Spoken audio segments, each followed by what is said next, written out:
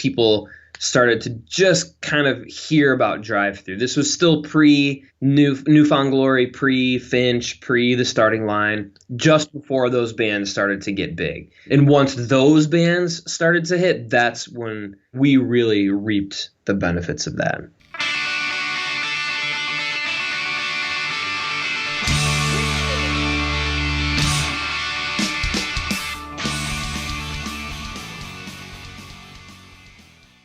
Welcome, everyone, to This Was The Scene, the podcast that takes a look back at the late 90s, early 2000 punk scene. I am your host, Mike Doyle. Before we start, if you want to support the podcast, you can go to patreon.com/thiswasthescene. You can sign up for $1 a month, which equates to 3.5 Starbucks coffees in 1 year. If you want to skip those coffees or pretend to buy 3.5 more, you can do that just by donating to the Patreon thing. Alistair is an American pop-punk band from Chicago. The four-piece formed in 94 when the original band members were still in high school. In 98, Allister became one of the first bands assigned to Drive-Thru Records. They have released 6 studio albums, including Dead Ends and Girlfriends, The Last Stop Suburbia, Before the Blackout, Countdown to Nowhere, Life Behind Machines, and 20 Years and Counting. The band also made a cameo appearance in the 2004 film Sleepover. I've never heard of this movie, but I'm going to go fucking check this shit out now. They went on a hiatus in 2007, then reunited in 2010, and have become Uncle Jessie Famous over in Japan. I got Tim on the Skype, and this is what we chat about. How seeing Rhythm Collision changed his life. Starting off as the drummer, who was also the singer. The original name being Fall Out Boy. Signing to Drive-Thru. Did they coordinate their stage presence? Homegrown. Going gold in Japan. Touring with Day at the Fair. Does the band actually have to pay for the gold records? And a ton more. You can check out Tim's current band, Hot Alice. You can find them on Spotify, the Gram, and all the other socials. This week's sponsor is Min 400 Records. Min 400 Records is an indie record label from New Jersey with bands across the United States, Canada, and Europe. The label features everything from indie rock and folk to post-punk and soul. Over 400 exciting releases. They've been busy. You can find Min 400 Records releases streaming at Spotify, Pandora, Tidal, Apple Music, Amazon Music, Deezer, and more, or at all MP3 outlets worldwide. Visit min400records.com for links and more info. Here's a clip from the song Rooftops by the band Ruby Bones. On the rooftops how we used to be. I remember all the way you looked at me. On the rooftops how we used to be. Thank you as always to Mr. Sabatino for sponsoring the podcast. If you yourself would like to sponsor the podcast, you can just email thiswasthescene@gmail.com. Lastly, if you don't want to donate, you can just go check out drive80.com, DRIVE80. That's my animation company. So if you are working for a company or own a company that needs to explain what you do in 60 seconds, then go check that shit out. Feel free to subscribe, leave a review, and share this with anyone who would love some punk rock nostalgia. With that said, let's get started. You still living out in Chicago? Yeah, I'm in the suburbs, actually. Which suburbs? I've been out there many times 20 years ago. So the northwest suburbs. It's actually I live in Schaumburg, so that's kind of where I was born, or relatively speaking, where I was born, where I grew up. Kind of spent my whole life here. Arlington Heights. How close are you to Arlington Heights? Probably about a 15-minute drive. Yeah, we used to play. There was a Legion Hall there, or a Knights of Columbus, some kind of hall. They used to do shows there. Do you know what I'm talking about? Yeah, we used to play there. We played there a couple times actually with Fall Out Boy, which was interesting. Yeah, that was cool. Crazy. Yeah, we've done a bunch of shows there. Yeah, we played a show. Do you remember Michael Gone? Yeah.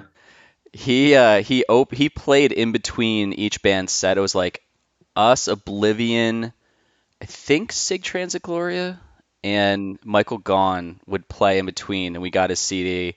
And we couldn't stop listening to it, especially songs like I Want to Fuck the Olsen Twins and Armpit Vagina. Like, I still know the lyrics of that song. Yes. Okay, I remember that now for sure.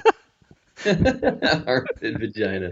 I fucking loved the Chicago scene so much. And then it was just like there was so many just randoms like that. But it's like really good music. I mean, his shit was definitely funny. I don't know how he saw it, if he was like, I'm writing serious stuff, or if he like really wanted to fuck the Olsen Twins.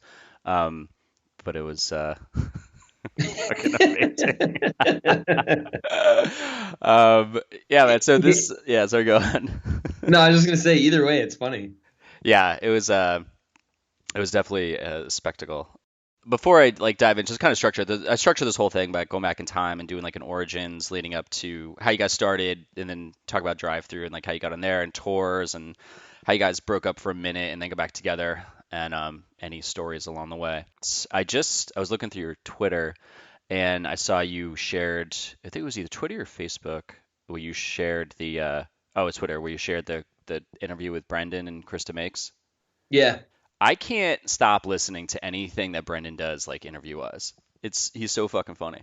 Yeah, he is, and the thing that I like about him is that he's a really intelligent dude, right? And, I mean, he kind of he likes to sometimes, I think, put on this persona of like, oh, I'm just kind of this bumbling idiot sometimes, but like he's really fucking smart, Yeah. and he really generally knows what he's talking about, and I have a lot of respect for people like that. And it's funny, like I'm not a huge Lawrence Arms fan. I have this discussion with my friends all the time because I have friends that are like huge Lawrence Arms fans, right? They like listen to all their records, they buy all their records, they go to all their shows, and I'm just not that guy. Like there's a couple albums of theirs that I'll listen to, but I don't love them. But there's certain records or certain songs that I really dig from them, and there's that certain quality of some of his lyrics that I really think is outstanding. And that's the part of them that I really like a lot. Well, the interesting thing is, and don't worry, we're going to talk about the Lawrence albums the whole time, but it's weird. The interesting thing is what I like about, I'm the same way. I love Greatest Story Ever Told, and because I remember their first two CDs before that, and they weren't great.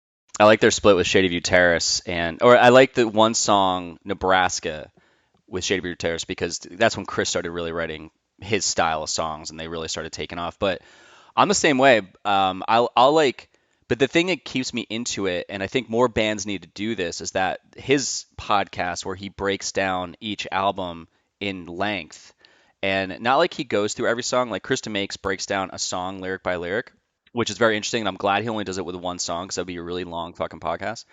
But I like how when they open up around what was going on with that label and they talk about how they wrote those songs and what they meant, it makes me go and listen to those songs and like try to like hear them with a different set of ears and really like listen for like the little things and stuff. And I think more bands need to or should do that. They should start their own podcast, like especially like guys. I mean, I'm just thought of this now, but like bands like you guys have a bunch of stuff where you could go and just break down, do like a small version of. I think that's an interesting idea.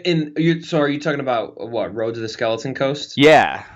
Right. So I don't listen to that podcast because I don't like the Lawrence Arms very much. Trust right? If you listen to it, if you like him, because it's just Brendan. He's being interviewed by this guy Tim, and Tim does an awesome job. And Brendan's an awful interviewer. He's a great interviewee, but he's an awful interviewer. He stumbles over his shit, and he's not really focused. Not saying like I'm fucking great or anything, but he's great when someone's interviewing him. And Tim, they pick an album and they just go through what happened up to recording it and then doing it, and it makes you really go back and listen to those songs, those albums, like I said, with a different set of ears, because you're like, that's so interesting. Because I do think a lot of their songs sound exactly the fucking same, even though they're like, oh, they sound so different. I'm like, they really don't.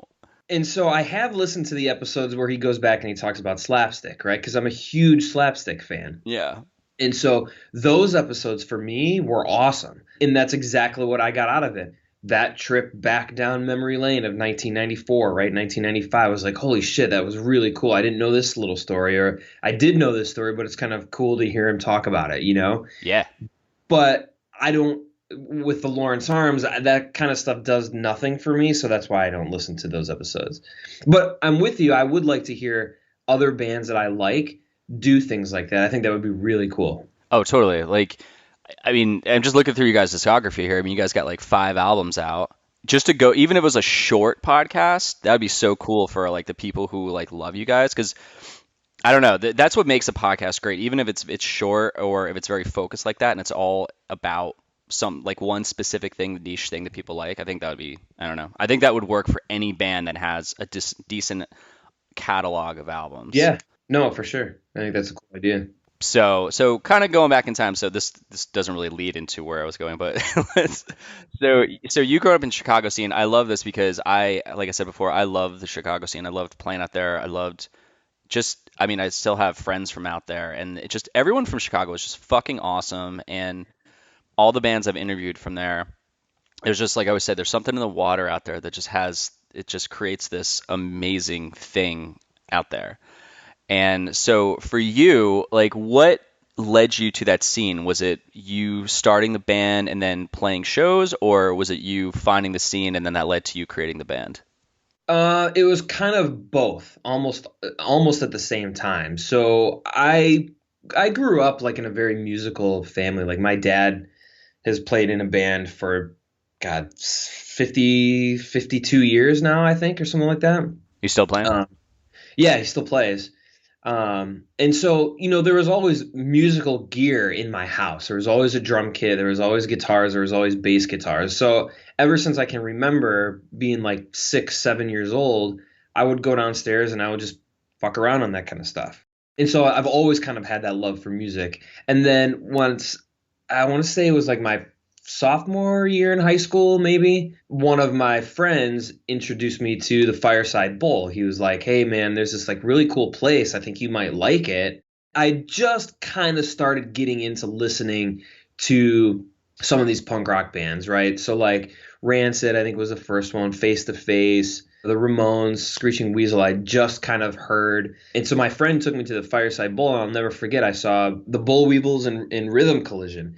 And I was absolutely blown away. It was the coolest fucking thing I'd ever seen in my entire life. And from that day forward, I couldn't get enough of it. So immediately I went out and I started buying as many records as I could. I started playing as much punk rock as I could, like writing as many songs as I could, trying to find people who wanted to play in bands. So it kind of all happened right at the same time, like right around, it was like early 94, I think, 93, maybe late 93-ish. What stood out to you when you saw that show? Like, what made you want to go do all that stuff?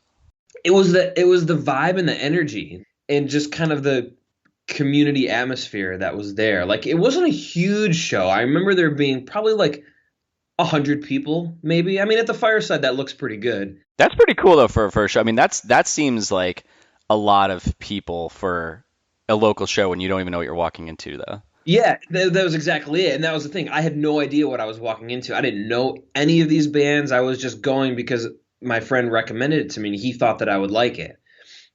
And I remember the Bull Weevils were awesome, but I specifically remember the singer for Rhythm Collision was like, he was jumping on the wall and he was like spinning around on his guitar and he was like throwing the microphone. And I was like, this is blowing my fucking mind. I've never seen anything like this. And everybody was into it, right? Like everybody knew the words, like people were singing along. I was like, holy shit, this is the coolest thing I've ever seen. I want to do this. Like I want to be a part of this in some way, shape, or form, whether it's through playing music or just keep, going back to see more bands here. So it's funny. It's just super side note. I just interviewed Rhythm Collision, Tony from Rhythm Collision. He's gonna be the interview before yours. That's like one of the first time. It's been a couple times, but no one's ever talked about them like that. Like seeing them and having that be the thing.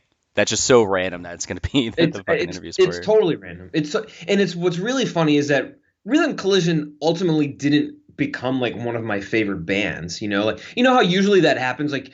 The first kind of thing you stumble onto all of a sudden becomes like your most favorite band or your most favorite record, right? Yeah. That wasn't necessarily the case for me, but 100% Rhythm Collision indoctrinated me into punk rock after seeing that show, and I was forever hooked. Did you find that I've never thought about this, but I've had so many people say I ran out and had to buy all this stuff. I remember going to a show and I felt that everyone around me was already into like they knew about this thing that I didn't know about, but I wanted to be so involved in it. And I think, did you go out and buy all that shit because you're like, oh fuck, I got to catch up? Yeah, I think so. It was a little bit of that, but also just the fact that everything that I was listening to and everything that I came across was good, and everything that I came across I liked. That doesn't happen often in your life where you come across, a genre or some kind of art form where you like all of it. Usually you like bits and pieces here and there, That's a really good fucking point. I never thought about that. but I liked all of it. Like none of it was bad, and I was like, this is blowing my mind right now. I couldn't get enough. And I don't know like how you went about it, but one of the things that I did is I would buy a record as I was listening to it, like I would immediately turn to the thank you list, right? And I would look through the thank you list and I would see, okay, what bands are they thanking? And I found out about so many other bands just from thank you lists. And then I would go look at those bands and go listen to those bands and be like, fuck, this band is awesome too. So then I'd look at their thank you list and be like, man, this band rules too. Like, holy shit. And it was just this big family that just kind of kept going and going and going. Yeah, I think there was two things. It's almost like when you were a kid and you found out the cheat codes for Nintendo somehow. Yeah. Yeah. I mean, it was basically probably a phone call with a friend that told you that, and they're like, "How the fuck did you hear it?" So it was basically just a game of phone tag to just sending information. But there was two things that people did back then, which is constant across the board. Is one, going right to the thank you list, and I don't know how people just automatically thought to go there and see like what bands, because I don't nowadays. I mean, no one buys CDs, and even if they get like I'll buy vinyl. I don't. I mean, I get it for the physicalness and all that, but I never look at it for the thank you list to go and see who they liked and say like that's how I'm gonna find new music. So it's weird that we kind of had that baked into us to do that. And then the other thing is that people always talk about, which we'll probably get into later, is that they'll be like, oh yeah, then we booked our tour eventually, and we used Book Your Own Fucking Life. It was like those two things were the staples of finding out new bands, and then actually when you were a band going on fucking tour. Yeah. 100%. Yep. Exactly it. So like when you said that you left there and you're like, I have to buy all this stuff, and I started writing songs, like some people, you're like, I have to get involved in this scene by now. Everyone wants to either show up and they want to contribute somehow, and either they contributed by just being a fan and they just watch bands and go to as many shows as possible and buy all the merch. But you decided that I'm going to contribute by making a band. Like, why did you choose that direction? I think that was just for me. That was just the natural. That was the natural course for me, right? That was just what was supposed to happen. Because, like I said, I had always been into music and always wanted to play in a band, and now I kind of like I had felt like I finally found exactly the type of music that I wanted to play and the people that I wanted to surround myself with, and exactly how I wanted to move my music forward.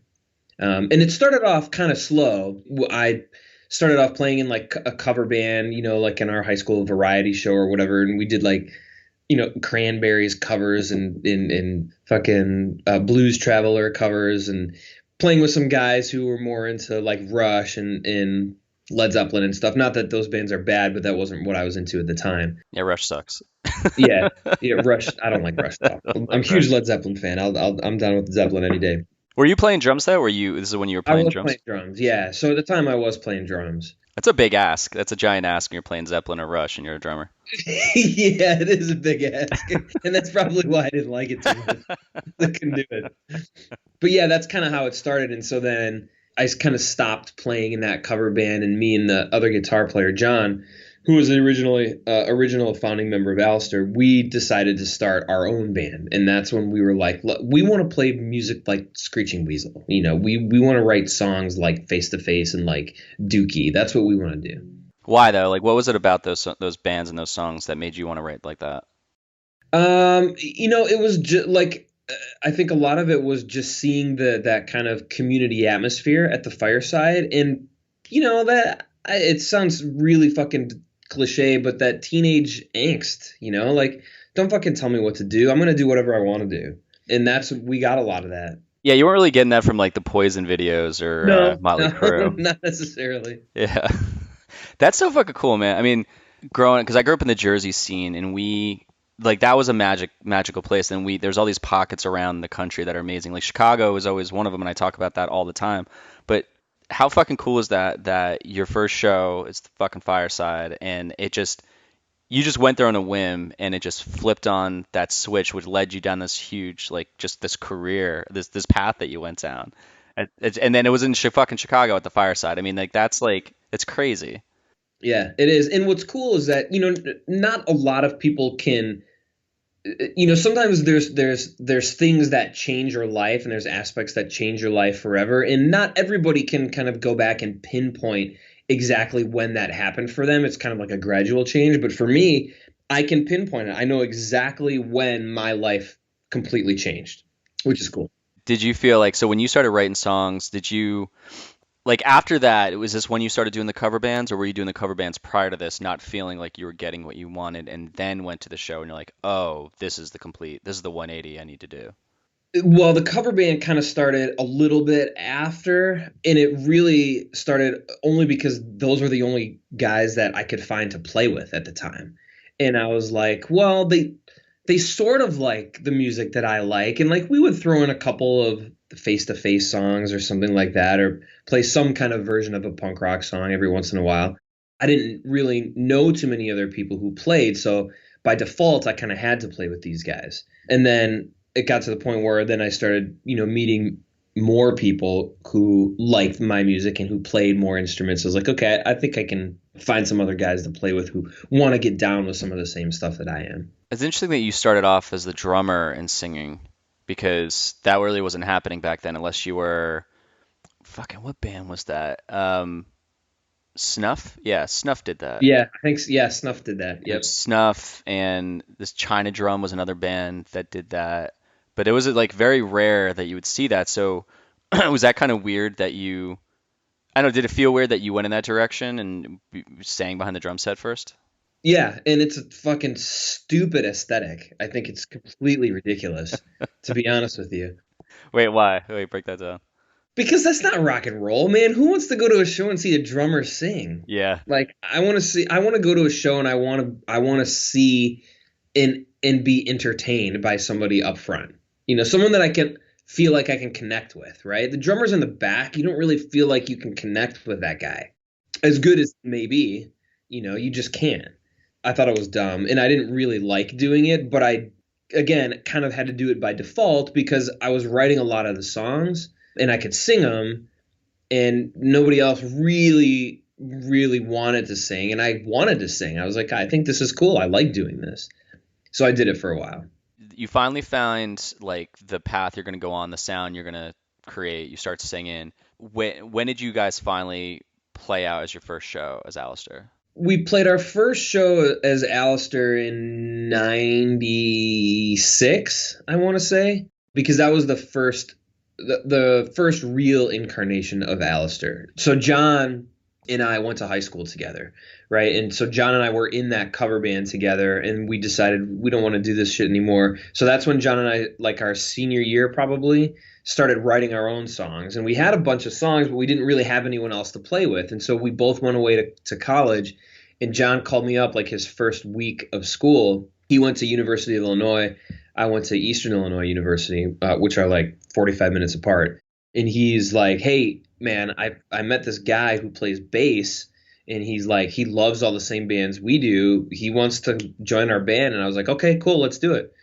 And then we had like a couple of practices, and we, showed this guy, Eric, our songs, and he liked it. And we played a couple of like warm-up shows, I guess you want to say. Like, I think we played a show in my parents' basement. We played another show somewhere else, and we didn't really quite have a name. Actually, for a couple of weeks, we were called Fall Out Boy, believe it or not. Wait, how the fuck did that like happen? That was really fun. We never actually played any shows under that name, but for like 3 weeks, John was like, well, why don't we call ourselves Fall Out Boy? And all of us were kind of like, I don't know. That'll never go anywhere. Let's let it sit for a little bit. And so we let it sit for like 3 or 4 weeks, and then everyone was like, we don't like this. This is stupid. No one will get the reference, I think.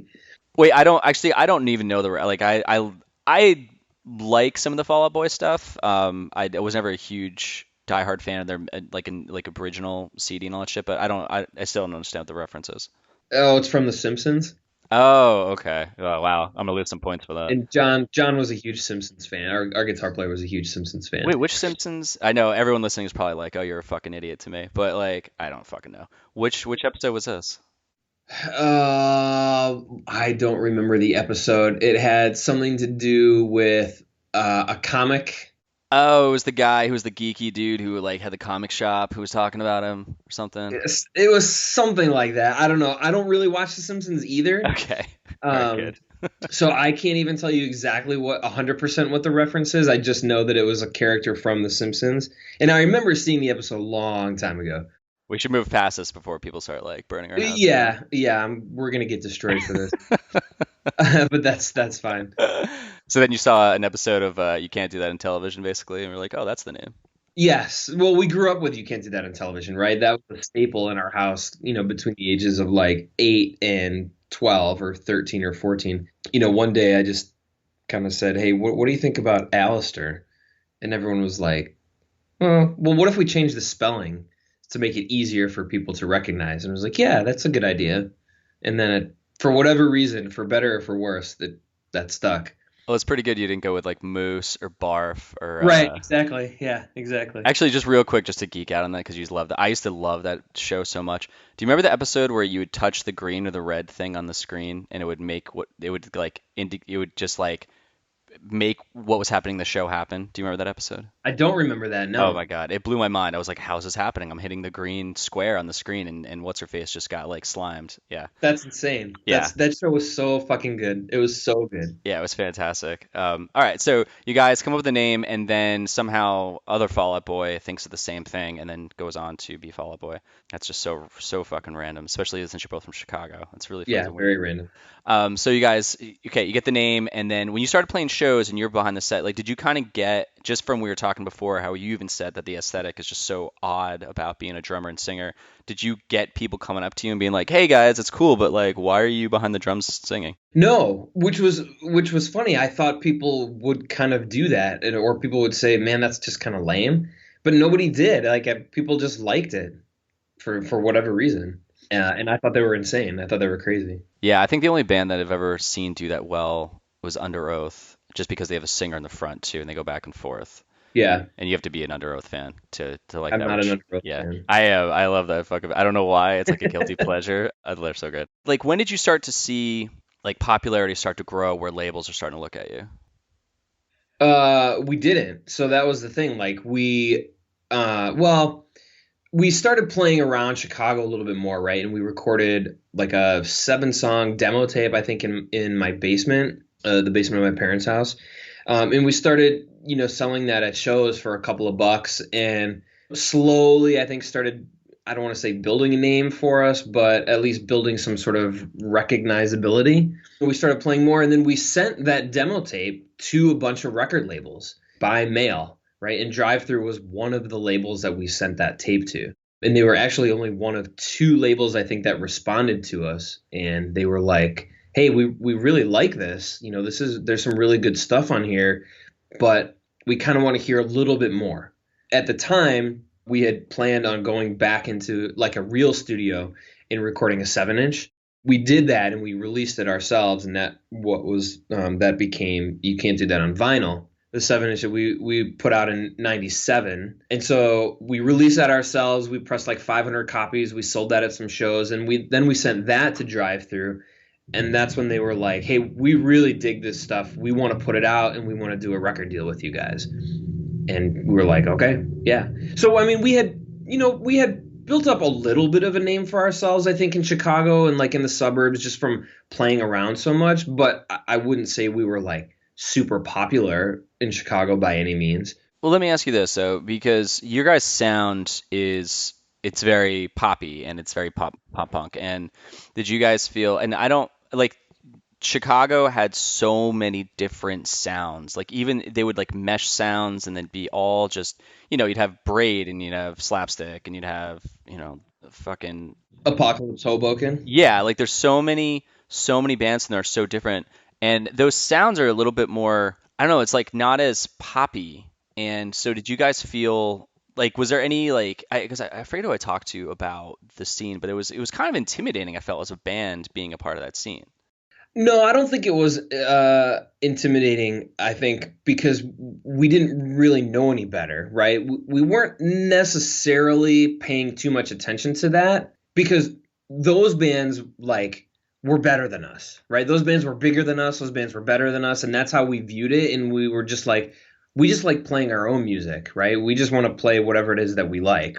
We were never really, I think the bands that we may have been trying to be were like Screeching Weasel, the Ramones, the Queers, like those types of bands like that. Those were our favorite bands at the time. And that's who we wanted to sound like. And so that's kind of why we have that kind of pop punk sound. What bands did Drive-Thru have out at that time where you saw like, oh, we should send it to these guys too? They didn't really have anybody. In fact, I don't know. I was trying to think back to this. Like handling business affairs is not my deal. Like that's not my bag. I don't do that. So John was the one who sent out all of the demo tapes and like wrote letters and shit and like contacted the record labels. And so I don't remember why or how he came across Drive-Thru. He may have heard a comp with like one of their bands. So they didn't really have many bands at the time. I know RX Bandits was one of their first signings. Yeah. They had a band Cousin Oliver. Cousin Oliver. Yep. They had another band called Unleaded Plus. And I think those were like their three bands. And Cousin Oliver, I think, was the band that John had heard because they were kind of a little bit of mostly ska, a little bit of a punk band too. Oh, and maybe they had River Phoenix as well. I don't know. I forget.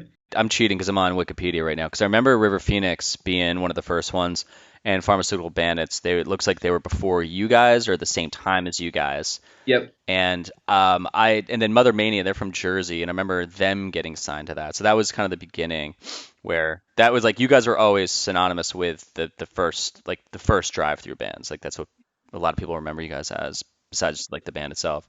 You guys get the 7-song demo, you send it to them, they like it. So what was the signing process, or how you guys, how did that all like go down? So then when we recorded that 7-inch ourselves, right, in a real studio, that was the first time we'd ever been in a real studio. We released that ourselves, we sent it to Drive-Thru, and they were like, we really like this, we want to put this out, and then we want to sign you guys for a record. And we're like, fuck yeah, let's do it. So we sent them the tapes for, our 7-inch, and then they repressed another 1,000, I think, of that. So there's only like 1,500 copies of that 7-inch in print. So then they, we basically just got together and we signed a deal. And that's kind of what led to the recording of Dead Ends and Girlfriends, which is our first record. Because we had all the songs written basically for that record. We just needed to go into a studio and do it. I thought, well, it says here that like, okay, yeah, they put that on vinyl, or they already put the vinyl out. Because it's Wikipedia, I'm going through their whole list, and yeah, Dead Ends Girlfriends. Okay. Yeah. I mean, this is obviously before they had like the 6-record deal with MCA and all that shit. Right? Yes. Okay. Yeah. So that came after Dead Ends and Girlfriends. I don't remember. I have no idea what our original contract said. I think it said 3 records, right? So we did Dead Ends and Girlfriends, and then after that came out was when we were touring a lot. And that's when they did the deal with MCA, and that's when they wanted to restructure everything to do like the 6-record deal. Okay. And again, I do not handle the business affairs. I don't know anything about that shit. I'm dumb with that kind of stuff. So I didn't spend a whole lot of time trying to figure it out. So my memory on the logistics of business affairs is hazy at best. Real quick, kind of like to rewind. Well, not really rewind, but stay here for a second. Like you guys were in college at this point and we're doing this. This is your freshman year of college when you're doing this. Yeah. And did you guys end up staying the course through college for the 4 years, or did you end up at that time getting signed and be like, fuck this, we're just going to go on tour? Yeah, no, we did. We stayed in college, and that was one of the things that we had talked to Drive-Thru about, because when we did that deal with that, when we actually signed the deal with them, I think it was like our sophomore year in college. By the time we finished recording Dead Ends and Girlfriends, I think we were just maybe starting our junior year in college. And so one of the things we said to them is like, look, we really want to finish school. We want to kind of have something to fall back on just in case this doesn't work out. We're going to tour as much as we can. Every single summer, every single break, we're going to tour. We're going to play weekends. And we had been doing this forever. We would take long weekends and we would drive to Pittsburgh, or we'd drive to somewhere in Iowa or Wisconsin or wherever, and we'd play as much as we could. And they were cool with it. They said, okay, yeah, we get that. They kind of knew that going in. So we were able to finish finished college, with the exception of Eric. Eric dropped out halfway through for other reasons, but he ended up leaving the band too. That's when Scott came in, and then Yep. So then you guys were always a three-piece I'm just gonna jump for a second, but you guys were a three-piece up until like 2001, 2000? Till about well, no, that's not true, because Scott recorded on Dead Ends and Girlfriends with us, and we recorded that in the winter of 98 to 99. So Scott had just joined the band, I think, like maybe a couple months before we recorded that record. But we had been friends with him forever. Like, he played in a local Chicago band called the Humdingers. He was in the studio with us when we recorded our 7-inch. He knew all of our songs. He was kind of a part of the band without being an official band member. So it just kind of made sense, because we wanted, at the time, when we knew we were going to record this record, we knew that we wanted another guitar player. We wanted 2 guitars, bass, and drums. That's when we asked him to join the band. And we're like, well, why don't you just join the band and play bass, and then Eric can move up and play guitar. And so that's what happened. How are you guys like perceived in Chicago at this time when you got signed to Drive-Thru? Did that kind of give you a bit more? Did you start to see that more people were showing up to your shows when they heard about that, or did it not affect anything? I don't think it was until after our first record came out and there was just started to get a buzz about Drive-Thru, right? That's when I think our shows really started to significantly improve. Like, we were drawing more and more kids each time, and more people had kind of heard of us. But I think it was after that first record came out, and people started to just kind of hear about Drive-Thru. This was still pre-Newfound Glory, pre-Finch, pre-The Starting Line, just before those bands started to get big. And once those bands started to hit, that's when we really reaped the benefits of that. What was your guys' stage show like around this time? Was there a conversation before you played of how you wanted to be? Because I remember hearing a rumor about Newfound Glory having like jumping practice, and like and I didn't have the balls to ask Ian that when I interviewed him, but but like but it was also, they were like a machine, and I think some bands treated their band as a machine. They treated it as. It was like a balance of they're either machine or they'd show up and be like, like with Rhythm Collision, Tony was like, I wish we had more of a unified uniform, not like we had to wear suits or anything, but like we kind of looked the same. And they were like, we would just show up and like one person, he's like, I wouldn't wear a shirt, and the other person would wear like a flannel, and the other person was wearing shorts. He's like, we looked like just a mess. Yeah. So what was that like behind the scenes? I agree. There is something to be said about some sort of coordination, right? Because essentially what you're doing is your entertainment, right? And if your entertainment is all over the place, it's not going to work, right? There's no cohesiveness to it, and people are going to walk away. If the songs are bad and you're not tight, people are going to be like, what the fuck was that? That was a mess. We had no discussions of anything like that. We didn't give a shit about any of that kind of stuff. All we wanted to do was get on stage and play our songs, right? So like I said, like, the Ramones and Screeching Weasel and the Queers were like our favorite bands at the time. And so what did those bands do when they got on stage? They had leather jackets and they played one song right after the other, right? 1, 2, 3, 4. And that's what we wanted to do. We didn't want to bullshit around talking. We didn't want to like bullshit around trying to tune or trying to like do stupid things on stage. We just wanted to get up there and play. And I think that was kind of our mindset. Plus, we never, ever, to this day, we don't take ourselves seriously, right? Like, we're still just this shitty garage band from the suburbs of Chicago that we drink beer on stage, we like to party, we like to play rock and roll, and that's just kind of what we do. And as we got older and as we kind of toured more, I think we started to realize there were certain parts during the show that we needed to formalize a little bit more, and so we did that when we felt that it was warranted. What do you mean? Like, what did you do in that sense? I'm trying to think. Like, so let's take like intro music, right? Back then we didn't do intro music. We just walked on stage and we started, and then we were like, well, maybe intro music might be a good thing. It might get people kind of excited. And then, we would kind of try to coordinate something like that. And then how are we going to set up our first couple of songs? And then, we would make sure that we knew exactly how many songs in a row we were going to play before we said anything or stopped or did anything like that. And then we would just kind of keep going. But then, for the most part, our shows were relatively a free-for-all. Whatever happened kind of happened. How were you guys as a band behind the scenes? What was the dynamic like? It was good. I mean, like every band, we had our fights and our arguments about certain things. But like I said, all we wanted to do is just travel and party and play rock and roll. And that's what we did. We never once, for better or for worse, we never really once thought of our band as a career, or as a job. It was just something that we loved to do. And I think that may have, in a sense, harmed us a little bit because we didn't take ourselves seriously enough to potentially get any bigger than we did. Well, what do you think you could have done differently?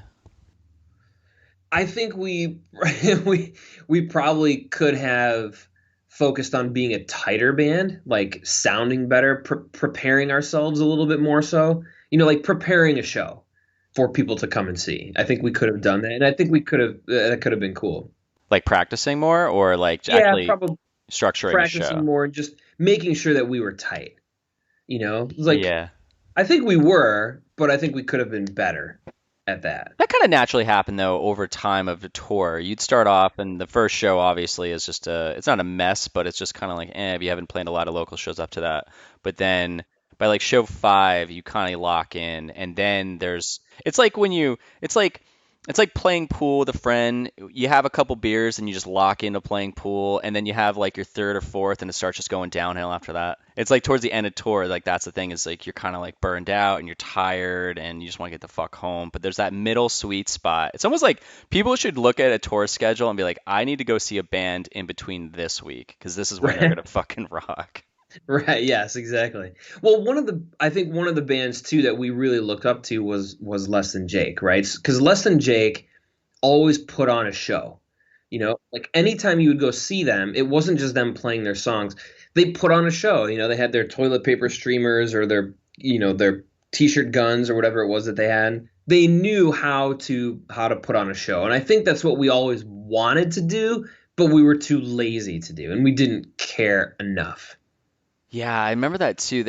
I felt a lot of bands, they had almost like a mission statement. They got bigger or had longevity, right? Like all the political bands always, they had a mission. Like look, Rise Against, they were just, we stand behind this, and this is what we're going to talk about, and this is what we want to get our fans to get out of this. And besides the whole punk rock thing and listen to our music, there's a whole behind the scenes, and I think that creates this structure. I think a lot of bands kind of went out there, and it worked for some where they were just like, well, we want to party and have a good time, and they wrote good songs, so that helped them and get them in front of people. But if you could almost see a band like Less Than Jake, you knew what the fuck they were doing. Right. And it was like organized chaos. Yes, that's exactly what it was. Like even talking to Chris, I mean, he goes, we knew exactly what the fuck we were doing. Like we want to make it a party, but we would send our demo, we'd get on compilations that we knew would hit these spots, so we'd get blow up there first, just through compilations in our CDs, and then we'd go there. I was like, damn, dude, that is crazy how you would even think about that back then, when some people just want to play songs. Well, I mean, there is a business acumen to it, which is not something that we had collectively as a band. And we never had managers. We had booking agents, but we didn't have anyone who could manage those things for us. And because we didn't care, we didn't really think too much about it. So when you stepped up to the front and you started playing guitar, and then John took over as lead, and then you guys were from that point a 4-piece. Yep. Like, did that add a different kind of energy? There's a level where you start, and there's always like got to be something that gives you a boost, right? Did that give you that boost to just take you to the next like X amount of years? I think so. Yeah. I mean, I think that was a good decision for us, because then it was easier. Scotty and I were doing a lot of the singing at the time, and so then it was easy for Scotty and I to play off of each other, right? And him and I have a pretty good camaraderie and we can do harmonies really well together. And like doing that kind of stuff, I think up front was cool. Were you kind of like a stick of dynamite ready to explode when you got up in front and started just being in front of the drum kit? Maybe. I mean, in a sense, it was something that I always had wanted to do, so I was pretty excited about doing it. But I was also a little nervous because I had never really done it before. So it took me a few shows to get comfortable and get into it. But I like it much more so than sitting behind the drums. Although I should say I'm a million times better drummer than I am guitar player. Like it's not even close. It's Oh, not really? Oh yeah. Yeah, I suck at the guitar. I'm terrible. Drums, I'm okay. Do you think that like that had an effect on your songs, like negatively? No, I don't think so at all. No, because the drummers that we got were all good. No, I mean like your guitar play because you said that I mean you could say that, but you could also be a fucking killer guitar player and you could just be modest and not really even know that you're good. But did you personally think when you were writing the songs when you started playing guitar after that, were you kind of second guessing if they were going in a direction that you wanted? No, no, no, it was good. So what was going on this time? You got like how were the tours like? What were they like? Well, so it's funny before, you mentioned Book Your Own Fucking Life. That's how we booked our very first tour. We got a copy of Book Your Own Fucking Life, and we booked our very first tour in the summer of '98, I think. And it was a full nationwide tour. We were just like, fuck it, we're just going to do it. And so we sent demo tapes and shit to all these people, and we ended up booking this tour. And that was the first time we met Richard and Stephanie from Drive-Thru, and that was the first time we were out in California. The tours just kind of kept getting better from there. And so then we released Dead Ends and Girlfriends. We kept touring. It kept getting a little bit better. And then once we put out Last Stop Suburbia, that's when the tour started to get really good, right? Because then we were lucky enough to do the Drive-Thru stage on Warped Tour, and that really helped us out a lot. There was a period of probably 3 or 4 years where we spent 250, 300 days out of the year on the road. We just kept touring and kept touring it because we liked it. That's just what we did. We didn't really know anything else, and nobody wanted to actually go home and work a real job. Fuck that. This is after you guys had graduated from college?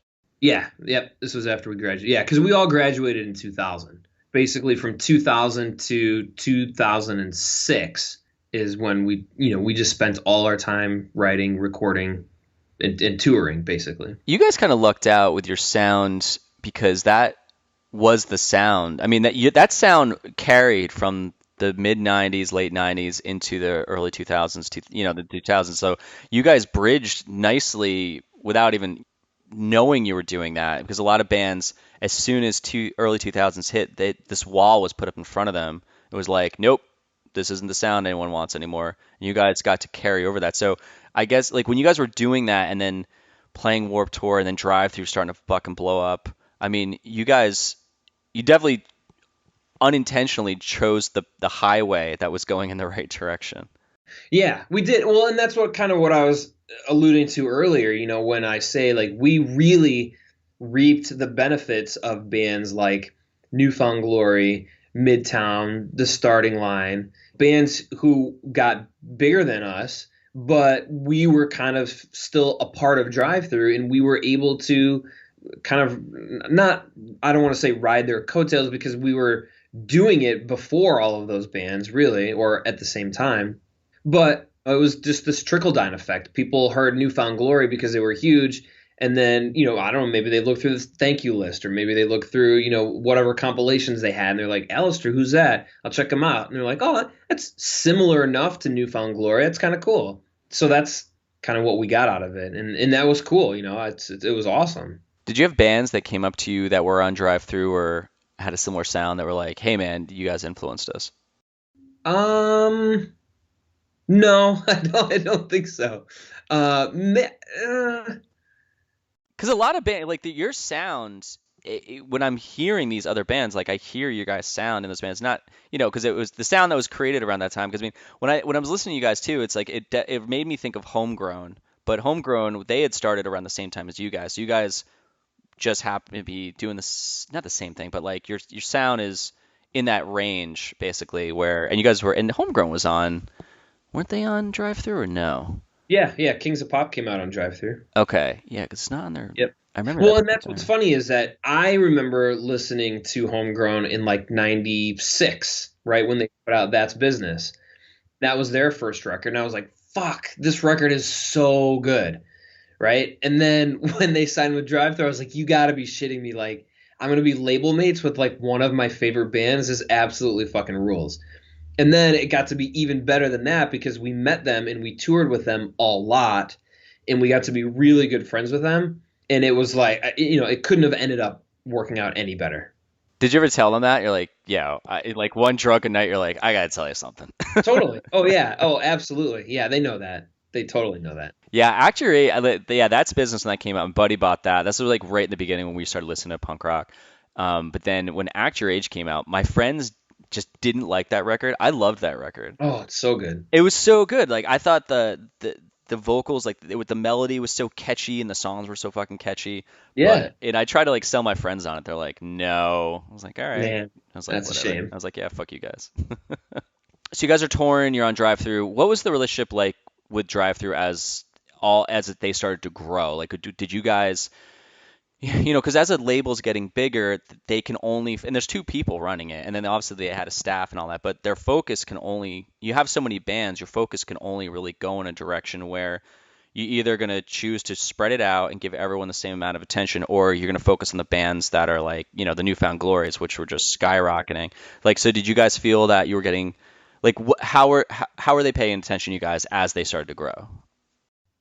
I don't know if they were, in our eyes, right? So like, it's all kind of subjective. There's always like two sides to everything. And so we, like you said, Newfound Glory, Finch, towards the very end, I think Hello Goodbye were like their cash cows. Oh yeah, so they were huge.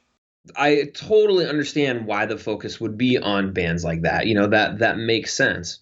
But also, we wanted to look out for ourselves, and we were still doing what we wanted to do. So we wanted to make sure that like we had the resources to do what we wanted to do. But there was also this kind of thought process that, if we just kind of lay in the background, we can still do our thing and we can still be the band that we want to be and still be fine. And that's kind of sort of what we did. We took all the tours that we could. We played as many shows as we could. And I think when we were a little bummed when it came to recording, oh my God, what was our third record before the Blackout? Because I think we were hoping that we could spend a little more money and work with someone like a Mark Trombino at the time, or someone like that to really get an amazing sounding record. I'm not disappointed in any way, shape, or form with how the record came out. I love it, but I think we were hoping we could get that, and we didn't. But again, it's totally fine. Well, I mean, it's like at that point it's like a family, right? If you're a sibling and the other sibling's getting the nicer clothes, and you're getting like the old Nintendo when they're getting a PlayStation, you're kind of like, well, I want that too. And they're like, well, we don't have enough money. Exactly. Like, hey, I fucking love the old Nintendo. It's still cool. But man, it would be really kick-ass to play that new PlayStation one time. Yeah, exactly. Especially when you're seeing like Mark Trombino when he had done, what was it, fucking Blink? No, Jimmy Eat World. He does Static Prevails and Clarity. I think he did Clarity. I think he did Bleed American too. Yeah, like I mean his track record was huge, and that was the era where producers became the rock stars.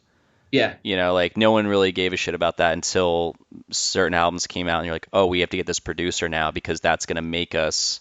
And it did in a sense, but then people it certainly did, I think. Yeah, and then people started asking you like, well, oh, that it's almost like you getting produced by someone was as big as you being on a label. Yeah. Yeah. Which is crazy. It just fucking blows my mind. That's fucking weird to think about. I haven't really thought about it that way, but yeah. Yeah. I mean, sometimes the producer would kind of, it almost like outshined the label at points. I think in certain circumstances, yeah. Yeah. The reason I geek out on this stuff is because I'm like playing in a band, and it's like I know what it's like to want something and not get it, and then I'm talking to bands who got the thing that I didn't have. I just like try to imagine what that felt like at the time. And I mean, like you guys, you go to the show, your first show, you see Rhythm Collision, see the Boll Weevils. It unlocks this thing in you that you knew was there, but now it's clear. You start the band, you get signed, then you're playing these fucking tours. You're playing with a band that you love, and you know, and you're friends with them now. You're on this label that's blowing up. You're playing a Warped Tour. I mean, did it get away from you of how fucking awesome that was? No, it never did. Because again, like we didn't really take ourselves too seriously. And also what was weird is that we didn't quite realize how big Drive-Thru was getting, right? Because we were in the middle of the scene and it was all kind of happening around us. And I don't want to say we were oblivious to it because we certainly recognized the fact that like all these bands were getting huge, but I don't think we realized the extent of how big the label was actually getting. When did you actually see that though? I think we actually saw it when we went to go record before the Blackout. And that's when we were like, Jesus Christ, like, because this was in 2005. And we were like, man, this label's fucking huge. You know, like now Finch is on MCA, you know, Newfound Glory is on a major label. Like I remember meeting those guys in Richard and Stephanie's garage and all they had was like a shitty little van.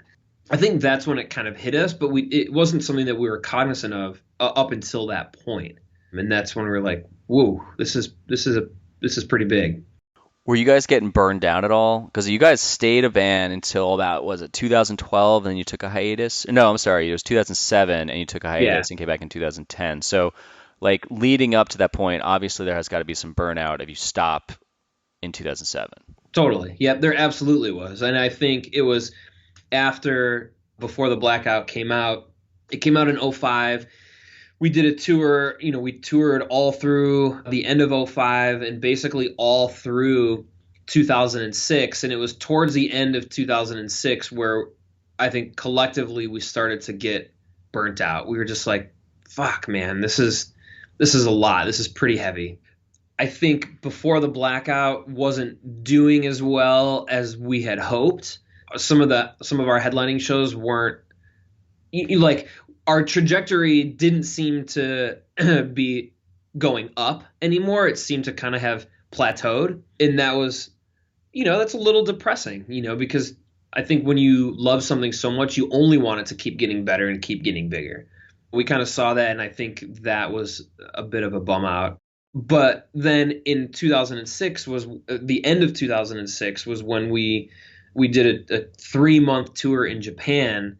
And that was another turning point that kind of changed the career of the band, right? That was like, I kind of think of everything that happened prior to 2006 as like part one of the band, and everything that happened after 2007 as like part two. Yeah, I was reading about that. It seems like Japan became this crazy. You guys went gold out there. Yeah, which is just absolutely wild, man. I mean, it's just so ridiculous. You know, we were lucky enough at the end of 2006, we spent 3 months touring over there with this Japanese band called El Garden. And they were a huge band over there at the time. I'm talking like Foo Fighters size big. Like they could have sold out stadiums like almost every night, but they have kind of the same punk rock ethos and ethics that we did, and they liked playing those small, intimate little club shows. And so probably 75% of the shows we played on that tour with them were like 400 capacity or less. And there would just be kids lined up just for miles outside the venue. Like it was just fucking outrageous. And we got to see all of Japan. We played in like every single city. You know, got to really experience the culture.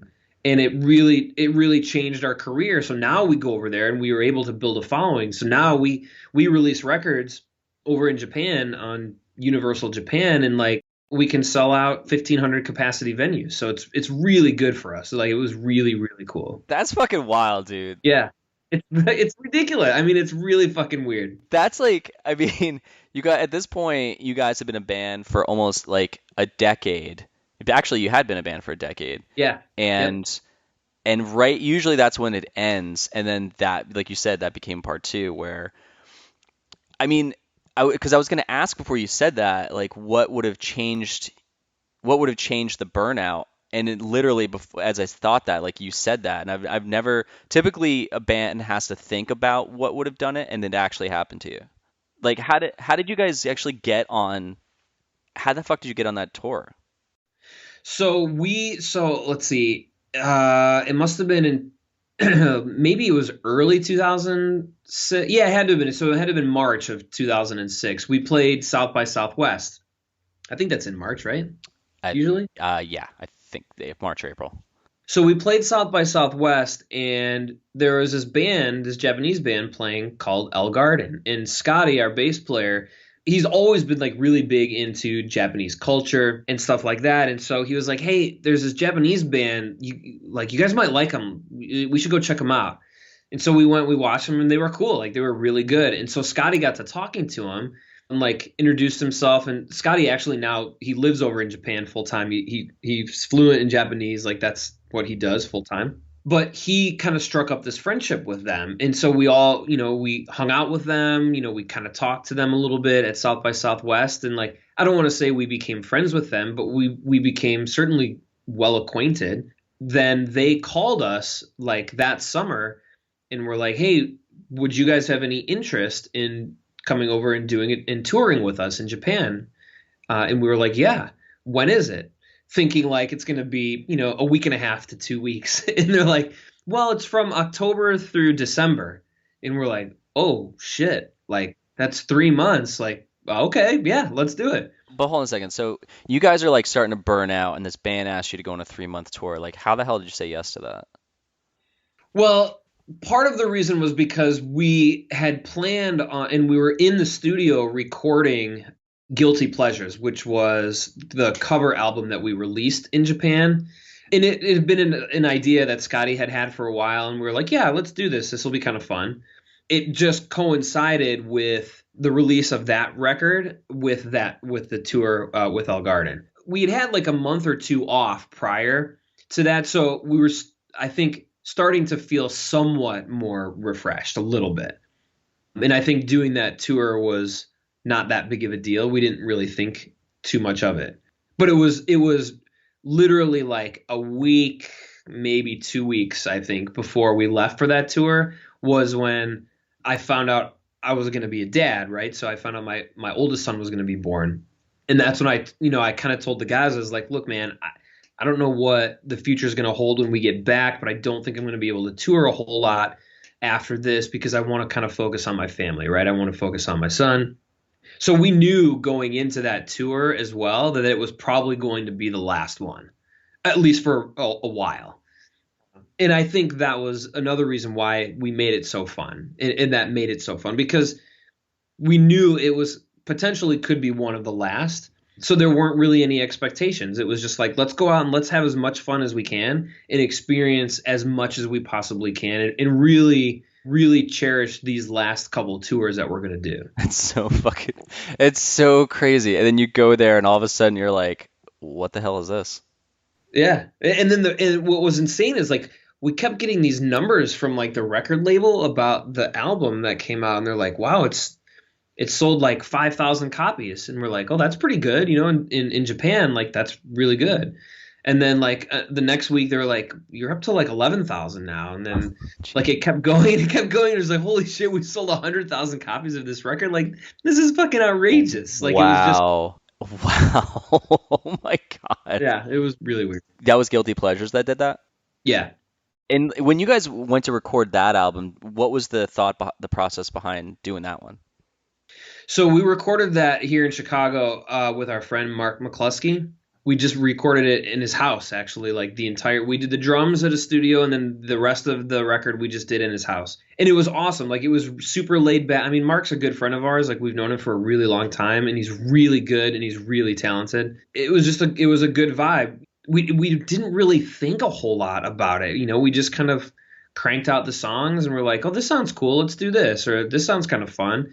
And Scotty was really the architect of that record because we did 3 Japanese cover songs where he sings in Japanese, and then we did 3 American cover songs that I sang, and it kind of came together really well. It was just something fun to do. We had absolutely no expectations going into it. And 100,000 And then bucks. 100,000, yeah, or whatever the total is now, 145, I think, or something like that. Wow. That's so wild, man. Yeah. That's so crazy. So do you guys so then you took a break. hmm I mean, when you took a break, that's when the numbers were still coming in that you were selling it and selling, or did that happen a couple years later? They were still kind of coming in that it was selling like after we took the break, like all through '07 and '08, from what I can remember. So then you guys come back in 2010. Like, what triggered? I mean, I'm guessing it was the sales over in Japan, but what triggered the whole coming back for three more three more records and counting? I think a small part of it was the success we had in Japan, but most of it was just the fact that we wanted to play some more. Like by that time we had 2.5 years or so to relax, kind of take a step back, and I think we had all kind of done our own thing. And by 2010, all of us were like, we fucking miss this. Like let's do what we can. And we had a bunch of songs. Like we never really stopped writing. We went into the studio and we had kind of talked about it. This was at the point like Scotty had moved over to Japan and had kind of started doing his own thing over there and making a name for himself and releasing some like solo records. And so he had made a lot of contacts with record labels and people over there. And he had said, when we talked about getting back together and releasing another record, because at this point we were off Drive-Thru. We didn't have anything to do with Drive-Thru anymore. And he was like, well, I'm pretty sure that Universal Japan would at least do a distribution deal with us. And we were like, okay, yeah, that might be kind of fun, because that way we paid for everything up front. We paid for the recording costs. We owned the rights to all the songs, to all the recordings, and we could distribute it here in the US as we saw fit. But then we also had major label distribution over in Japan, which would help get it to even more people, right? And we're like, okay, well, that's a good idea. Let's do that. And so we did, and I think that helped too. When you guys ended with Drive-Thru, did they try to get you back on? No, I think it was a mutual parting of ways. I don't think they necessarily wanted us back on the label, and I don't think we wanted to be back on the label. I don't even know. This is where like my memory gets a little hazy because I don't remember when they actually kind of stopped being a label. It was somewhere around this time, I think. I don't even know if they were even signing more bands or doing anything, really musically related anymore. I don't know. I could be wrong. I don't remember the years. Yeah, they kind of just like faded away. Like they went from being huge and then it just disappeared. Yeah, they have a Instagram page and they posted something in December 2020, but they've got 9 posts. And I remember it's like, because I was doing some research for this, trying to see if they were still around, and yeah, it just kind of just ended. Yeah, which is strange. Yeah, I mean, did you guys ever tour? This is like around the time mid 2000s when Rushmore came about. Did you guys, for some reason, did you guys ever tour with Day at the Fair? We did tour with a Day at the Fair. In fact, we were on tour with Day at the Fair when we had a pretty serious van wreck. And to this day, I feel really bad because Chris, the singer for Day at the Fair, had let us borrow like his acoustic guitar, like to keep in our van and like try to write some songs. And when we wrecked our van, that guitar neck snapped in half. That's right. So Chris is my best friend from growing up. Like, yeah, so I remember when he started, because he was in Lanemeyer with me, and we broke up, and then he started Day at the Fair, and I remember he would tell me about these bands he would tour with, and I was like Suicide Pact, and I remember him saying like, when that happened, was that when he did the acoustic show by himself in San Diego, or was that not the tour? God, I don't remember. I honestly don't remember. I don't think it was that tour. I don't think so. But I do remember that he was like a Taylor guitar or something. Yeah, I think so. Yeah. Oh, that's crazy. I wonder. I totally forgot about that. Or like what? But I feel so bad about that to this day. Like Oh God, it sucks, man. Like that just fucking sucks. I mean, you guys are making millions off of Japan, so you just bought a guitar. Oh yeah, right. Man, that money's all been spent. Actually, a funny thing, and I'll start wrapping this up soon, but like when I heard someone posted something about Newfound Glory getting platinum or silver, something that in the last couple of years, and on Facebook, and on Facebook everyone's got fucking opinions, and someone I wouldn't commented, know. I don't have Facebook. oh really? Yeah, You're better off. I know. Even though you guys have an Alistair Facebook page, which We do, but I don't. That's not my job. yeah, people should go follow. Actually, there's a really sweet photo in there of you guys playing. It's like you guys doing an end of the show photo in front of the crowd in Japan. Oh, And nice. It's just like the place is just fucking packed, and yeah, Yeah, go check it out. yeah, yeah. It's facebook.com/Alistair Band. I heard a rumor that when you go gold or platinum, you actually have to pay the money for the records. I don't know if that's necessarily true. That's what someone had posted. They're like, "Oh yeah, that means they just paid $50,000 per record for that." I was like, "What?" No, I don't think that's right. I'm just glad to have someone who has had that happen say that, and so so people could listen and be like, "Oh, that was stupid." It's like, Well, maybe the rules are different in Japan, but we didn't have to do that. yeah, I was gonna say like, so you're gonna have a band who really, even if they, bands can sell a shit ton of records, they might not be killing it, but I'm like, so you're gonna tell them out of pocket like, "Oh, congratulations, by the way, thanks for the." Yeah, here's your invoice. Yeah, here's your invoice, and then here's your gold record. Yeah. Did you guys were you guys able to, you don't have to go too deep into money stuff, but like, did you find that from 2010 on, when things were popular in Japan, like you could actually live a little bit off of that, or did you still have to work jobs? Oh, we also have to work jobs. Yeah. Yeah. We all have jobs right now. Any money that we make touring in Japan right now is just a side gig. It's not a lot. We'll make a little bit here and there. I think it's what I want to point out to people who think like that bands really make money. It's like even at a certain point of success where mentally you think that's the pinnacle, like bands just don't make shit. Like it's so hard as a band to. They don't make shit at all. And especially probably nowadays when you don't have any sort of major label. Really, label backing doesn't necessarily even exist, right? And like revenue streams, you're making 0.000001 cent every time one of your songs gets streamed on Spotify. There's just not a lot of revenue unless you tour all the time. Yeah. And what the fuck are people going to do over the last year and a half with COVID? Like, you can't tour, you can't make any money. It's funny. Like there is that huge misconception that people in bands are I don't even want to say rich, but are comfortable. And that is so far from the case. We never made money. We never, ever, ever made any money. The only reason we were able to keep doing what we did is because we didn't take any time off, right? Like I didn't have any money to sit at home for 2 months and like go out with friends for 2 straight months. We had to stay on the road because that's where we were generating our revenue. And if we didn't do that, we were fucked. It's such a broken model. I don't understand. It's like it's almost like Olympiads. It's like they make like what, 20 grand a year or something stupid. Like they make no money and yet they just keep showing up. And granted, they do really well. They get sponsorships and things like that, and it kind of works out for them. But I mean, people who just do things for the passion of it, it's like, thank God for that.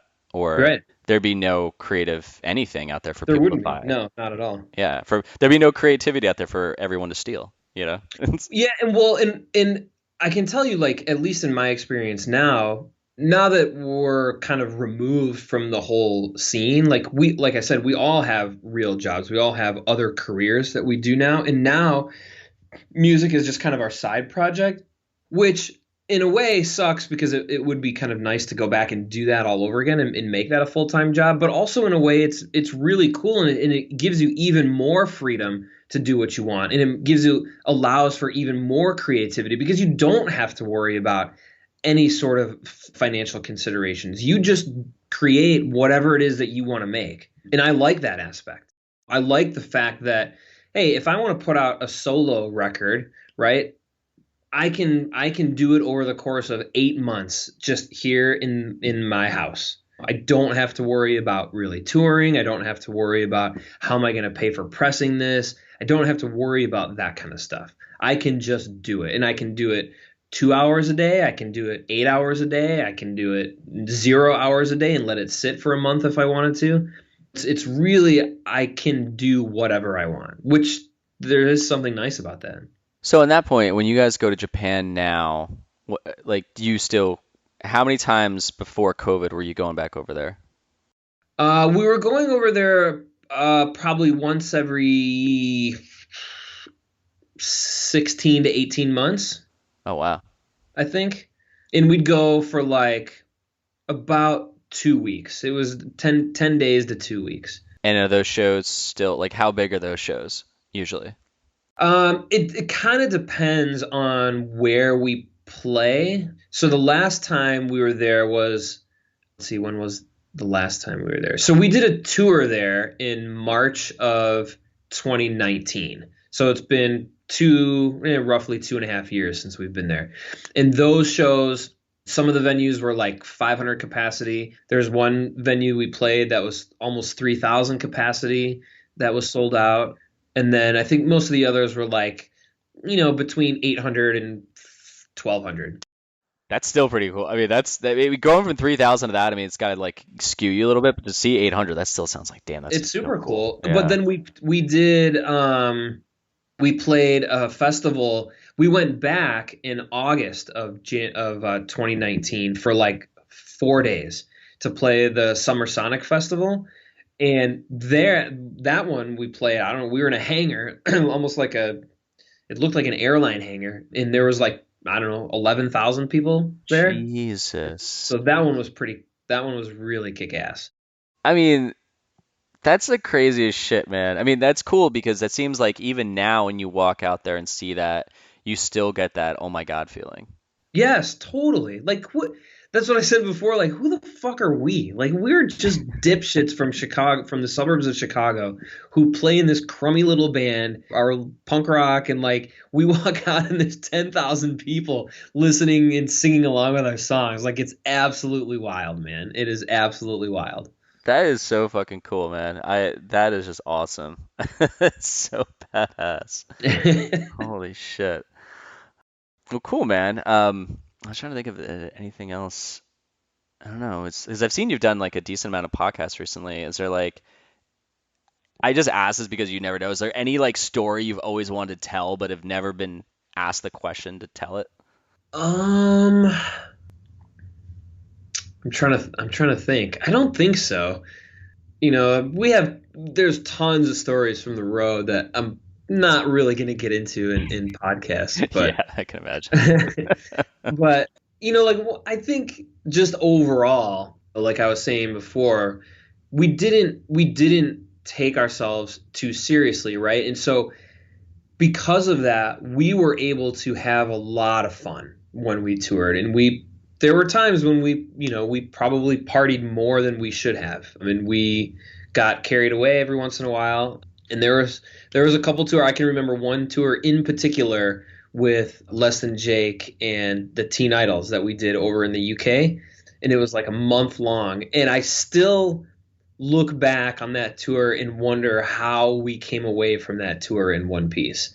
Because, it was like Motley Crue, The Dirt kind of shit. We partied hard on that tour, and like we left nothing behind, and it was fun. Like, I don't regret it. It was really, really cool. Was that just you guys, or was that like the other bands that was partying part with you? It was most of us, but those are, and there's some good memories from that tour too, and that's the kind of stuff that I'm really thankful for, that we had an opportunity to kind of do that. And also too, like I think one of the things that I'm most thankful for being in a band is just the opportunity to travel.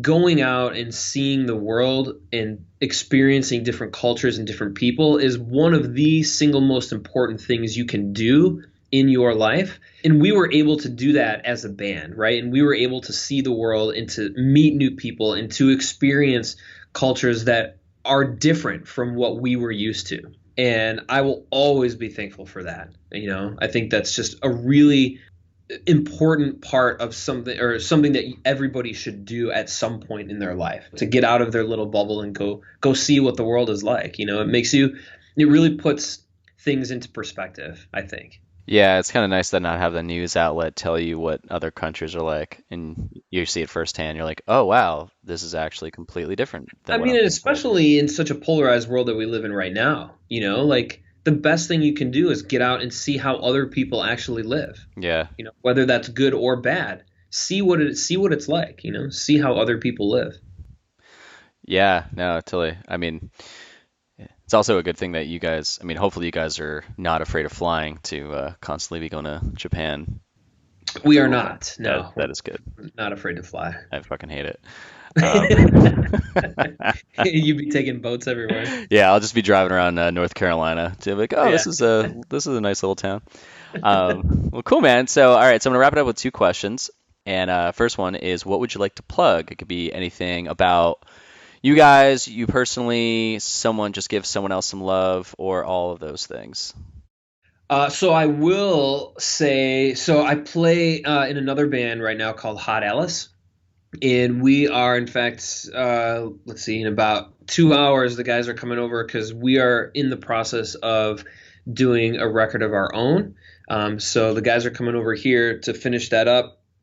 We have a little bit more tracking left to do, and then we just have to mix it before we can release it. So I would look for that record to be out sometime probably October-ish. So go check that out. It's similar type of rock and roll to Alistair. I don't think it's quite as punk rock necessarily, but it's in that same vein. I think everyone would dig it. Do you guys have like an Instagram or anything, even though you're not really on social media? We do. We have an Instagram and we have Twitter. I think both of them Hot are Alice Band. Hot Alice Band. Okay. Yeah. And we have an EP that we put out a year and a half ago, maybe, called Scandals and Animals. You can check that out too. It's on wherever you stream your music. I know it's on Apple Music. Pretty sure it's on Spotify too. You can check that out. But yeah, so that's what I'm working on right now. I also am in the process of getting together a solo album of some stuff. I have all the songs. I just need to kind of record them now. So hopefully I'll be doing that over the next 5 or 6 months. As far as Alistair goes, we don't necessarily have any plans to do anything right now, but that could change. Who knows? We'll see. Yeah, now you can kind of start touring again. Yeah. Or, Yeah. yeah, actually, I just saw you guys were on Live from the Rock Room, when that's the stereo was on there as well. So Yeah. yeah, Yep. Yeah. Live from the Rocker. That was fun. That was a good time. yeah, like kind of just scrolling through all the other ones. Cool, man. All right, so last question: what scene ethics do you hold on to this day? I think it's that sense of community. You know, like I said before, one of the things that really attracted me was like everybody worked together and everybody kind of felt.